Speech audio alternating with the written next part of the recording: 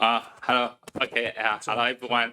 We start this section, and I'm Wei Hong from Taiwan, and I chair this section. And in this section, we will have three presenters, and the first one will be Professor Simon. Yeah. Okay. All right. Thank you. And here, here I am again. And I have another one in the afternoon. So this is a presentation of actually of Talib Oliver-Canbrera, who was my student and then postdoc. And 3 years ago, we were supposed to present it. Now he is at JPL, working over there. But still, we collaborate on that. And so Talib and myself did the InSAR, and then we had collaboration with Sarah Cruz and Tony Robinson from University of South Florida, who did the ground measurements with this study. So it's the title is InSAR Detection of Localized Subsidence Induced by Sinkhole Activity in Suburban Western Florida. And here's an example of a house that's been subsided or collapsed into a sinkhole. Sinkholes are, what are sinkholes? There are different types of sinkholes, and basically this is the surface response to cavities in the subsurface. We have here two types of sinkholes. One is covered subsidence sinkhole, which it's typically there is a cavity in the subsurface, and the caprock or the soil is responding by subsidence. I tend to be when we have a sand in the caprock, so the deformation is more continuous, and we see the subsidence. And then there is the other, or maybe the extreme case, it's called covered collapse sinkholes that we have don't see much on the surface, and then there is a sudden collapse, and this is tend to be when we have clay in the caprock or the soil level over here, and some people suggest that it can be actually a combination of the two. Okay. This is slightly different. This is what the previous slide is the famous from by Telasi. This is what we did for our study, showing also the the cover collapse sinkholes. We have cover subsidence sinkholes. We have a sand layer, and it's slowly filling the cavity. Over here, we have a clay and sudden collapse, and there is also dissolution sinkholes that develop over time. And this is, we talk here in carbonate rocks where the cavities actually formed many years ago.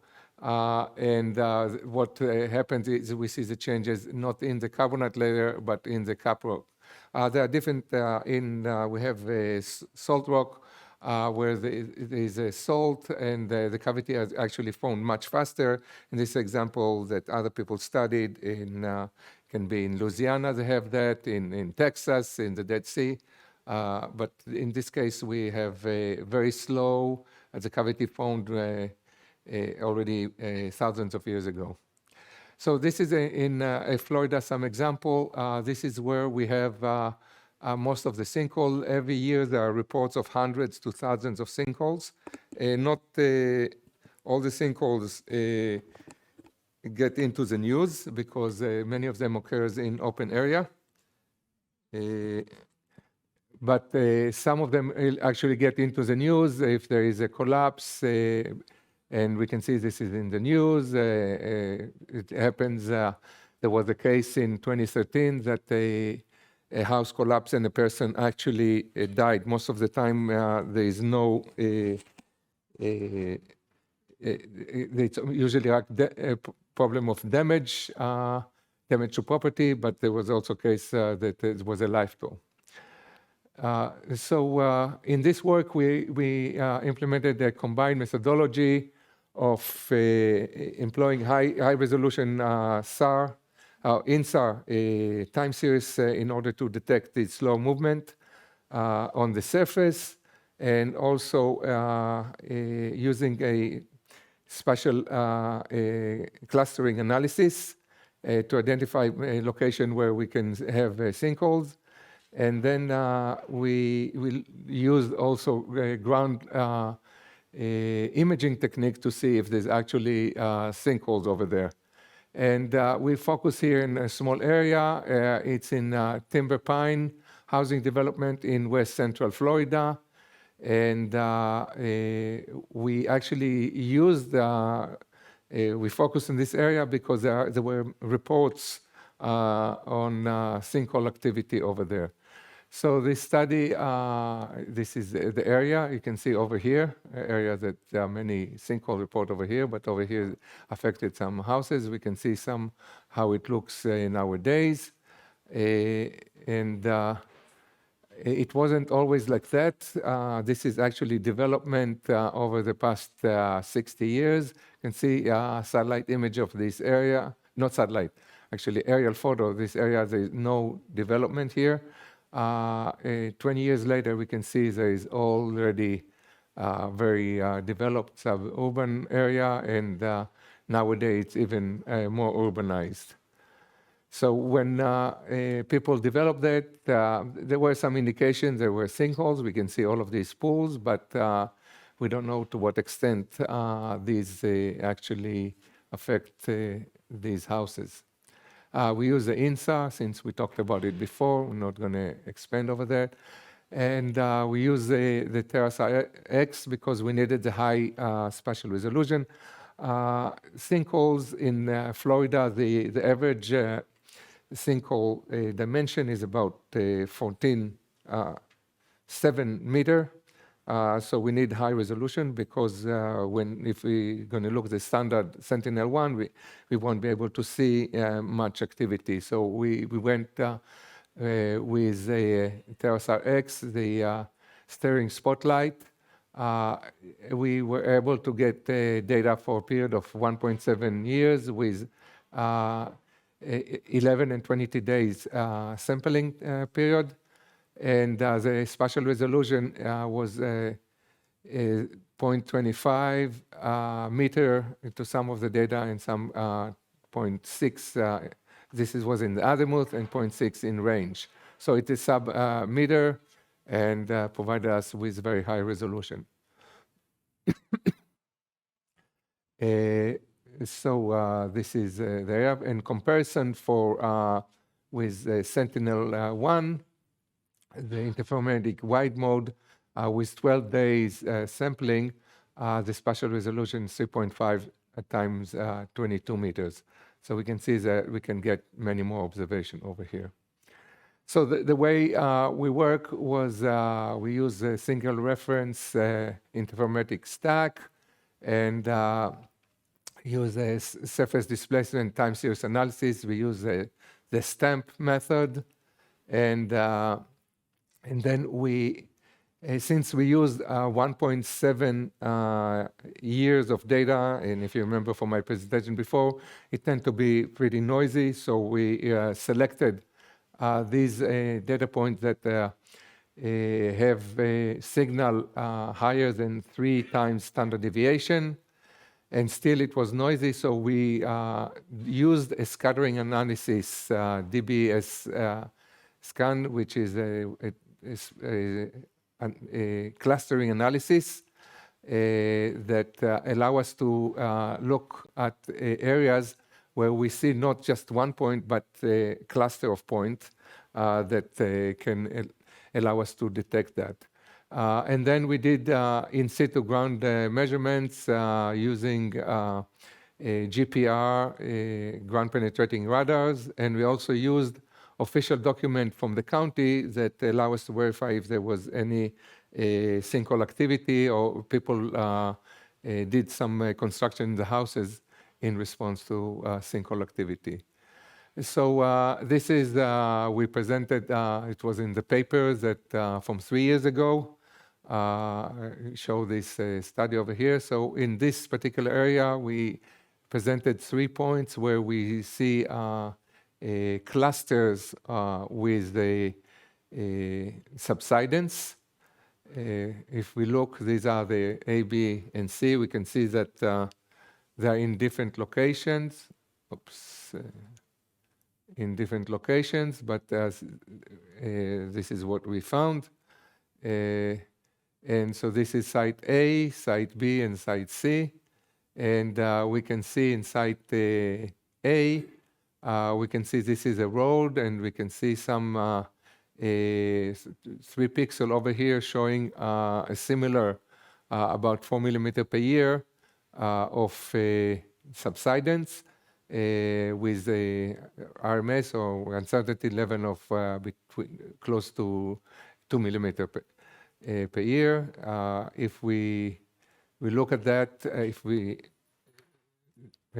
zoom into this area, we can see this is the area. It's in the road over here. There are houses over here, but this is a cluster over here. We can see that this is from the county official document. So there are some houses where it shows in blue that they were stabilized, that they did some activity to stabilize the house because they had some movement over there. And with the red, there are sinkholes that there's damage to the house, but they were unrepaired. So we can see this is where we found the cluster of subsidence over there. And we did GPR analysis right over here in 2 locations. So this is transect 8 over here and transect B over here. And the GPR show us that there is a depression in the subsurface that is filled. So this is the depth here of 3 meters, and we can see the depression. This is transect B. We can see also the depression over here, and this is where we see the subsidence. We use 2 method stumps in SunPros that show us this activity, and we can see that there is a depression in the subsurface. Now, not everywhere we were able to go and do the ground measurements because some people don't like to be pointed out that the house have a problem with sinkholes because the value of the property can drop. So we don't always get the correspondence of the people to work. This is another example where did we do that? So this is in site B, show that some of these documents from the county that the house have been repaired.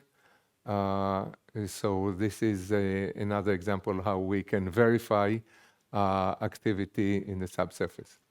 So I showed these examples that actually we can detect. And the idea is we really need, in this case, to use high spatial resolution because this is the number of persistent scatterer it's really high. In example here with a staring spotlight with spatial resolution 0.5 by 0.6, there are almost 70,000 persistent scatterer within a square kilometer, or if we look at 100 square meter, which is the size of a house, we have 7 over here. But if we're going to go to Sentinel-1 with a spatial resolution of 3.5 by 22, there will be 0.0. We're hardly going to have a scatterer over the location. So the use of high resolution is really critical for this analysis. And now there is a trade-off because you concentrate on a very small area, so you cannot really have a lot of, you don't cover a large area as you cover with Sentinel-1 data. But if you know that you have a specific problem in this particular area, get the high spatial resolution one. So the conclusion that the time series analysis reveals that we can get localized deformation even within meters using high resolution InSAR data. The TISOLS we found to be very, very useful for that. Excuse me. The observation of a small subsidence signal and the size of a house and less even part of the house where possible. Now, I didn't mention that in Florida, and this particular environment is very challenging. We can detect things only on buildings because it's vegetated area. So we won't be able to find any ground movement only if there is a house or some kind of structure over there. So it allows us to detect when we use it, and therefore we need to get a lot of this scatter on this particular area. The observed velocity deformation tend to be in the range of 3 to 5 millimeter per year. Due to the short duration of the time series, 1.7 years, it tend to be a very noisy time series, but using the spatial clustering algorithm allowed us actually to detect this area where we have and we're able to found subsidence and to verify that with ground measurements. So basically, this method is can be very useful, but again, we need to have the appropriate data for that. And at the moment, we don't get for free this type of data. So for a region like suburban Florida, the implementation of high-resolution InSAR analysis can provide crucial and relevant information for sinkhole activity, and we need to always to verify it with ground measurement. So we just want to thank NSF for the funding, for DLR for the TISOLS data, UNEFCO for helping us, and for local organizations like the Sandhill Scout Reservation that allowed us to study there. Also, we thank them. Thank you.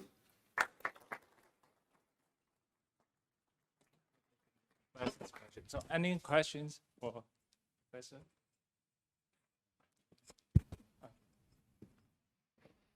Shimon, could you find a percentage of sinkholes you could detect with InSAR, or because you said that it's difficult for you to get the ground truth. So basically, yeah. So you couldn't get all the environmental site assessment or reports, say, from the county. Yeah. No, we get all the information from the county. Yeah. That's not a problem. Now, for this particular 1.7 years, there were I don't know how many in this county were reports of that. It's because they have information about sinkholes that were developed at different times and stopped and get the permit at different times. So we need to use for that a more selective subset of the data from the county. And we didn't do it here, but we have a limited time period, and so it's difficult to find the percentage of phenomena you can actually really detect. We can say, yeah, I don't know how many of them we detected. So it's we have another study that continued in University of South Florida. We looked into that, but I don't remember what is the percentage. Okay, no, thank you. So,